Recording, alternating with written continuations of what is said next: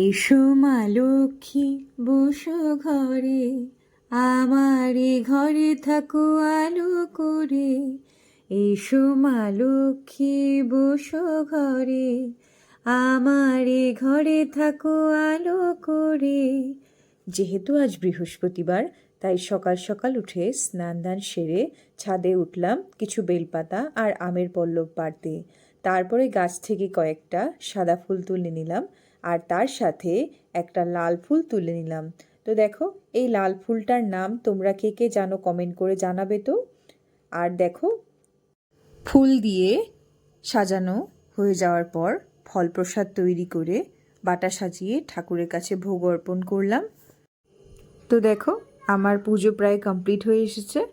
আর এই ফুল দিয়ে সাজানোটা তোমাদের কেমন লাগলো কমেন্ট করে জানিও। আজকের মতো আসছি তাহলে, বাই বাই।